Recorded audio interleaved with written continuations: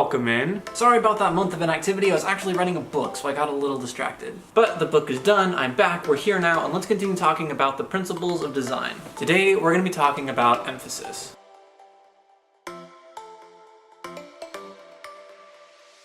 What is emphasis? Emphasis is just the focal point of your piece. It's the first big read. In order to create emphasis, you have to create contrast to create enough visual interest for that interest to be emphasized in the first place. This Under Armour example from Mache used contrast of color to create emphasis, but you could really use any type of contrast you want. Color to texture to size to shape.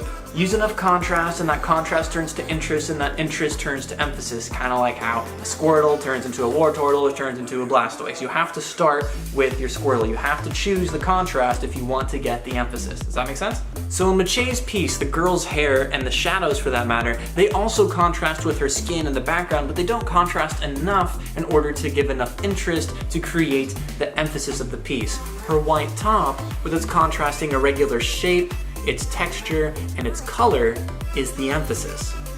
In this piece by Eitan, he creates emphasis by contrast of color and shape. In all art, the eye is immediately drawn to the area of most contrast, always, no matter what. If you want to have emphasis, you have to have the highest amount of contrast. Basically, regardless of whether or not you're trying to, whatever area of your piece has the most contrast, that becomes your emphasis. So you have to be really intentional and really keep track of all the contrast that's happening in your piece. Concept art especially, the use of contrast by color to create emphasis and the focal point is by and far like one of the most heavily used techniques because it works and it looks really, really cool when done right. It's so subtle, but the shadow line right here, where the shadow and the sun are like, there's like the cliff or whatever that this tower is in, like that crossing point right there, that's what we see first. That's the highest amount of contrast. That's the darkest dark and the brightest light right next to each other. That center tower also has the most visual interest by texture because it has the most detailed compared to everything else because Eitan knocked it all back with atmospheric perspective. It just makes it pop, it's awesome. Not everything is equally important in the piece. You have to put all of your contrast and detail and emphasis on what you're wanting to show off and kind of push everything else back. In this example, Eitan did it with atmospheric perspective and brushstrokes. In this example by Mache, he uses color again. He uses her white outfit against the black background, and he also uses the gesture of the guy pointing to bring it to her, bring it to the girl in white. Mache likes white on black, it seems. In this example, Jamma uses contrast by color as well. He uses the candle to contrast with the black background, but Jamma also uses the windows, but since they aren't as contrasty as the candle is the first read, because even though they are both a sign of contrast and they both look awesome, our eyes are drawn first to the candle, in part because it's center frame. This technique of contrasting light and color to create emphasis is so common in the industry because it's subtle, it's classy, and it works. So this final one by Eitan, right? It just so happens that the sun on that distant mountain is lighting up right behind the head of the main wanderer traveler guy who just so happens to also be the most rendered and just so happens to look the coolest out of everybody else.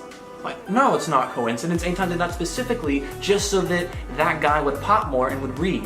But it's so subtle. Like, you might not even notice it that that's what's happening. So to wrap everything up, to create emphasis, which is the first read of your piece, you have to have enough visual interest. And you get that visual interest by doing contrast. The eye automatically goes to the area of most contrast, whether you like it or not. So if your whole piece doesn't have very much contrast and the values are all kind of the same, your piece isn't going to read very well at all and it's going to be kind of bland. And if you're sloppy with your values and you're not really sure what is contrasting where and why, you might find out that the emphasis of your piece is actually something you don't want it to be.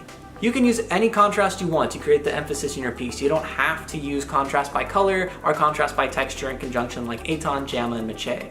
But the reason that Eitan, Jamma, and Mache do that is because it's subtle, it's nuanced, and it's professional. And it also just looks really cool.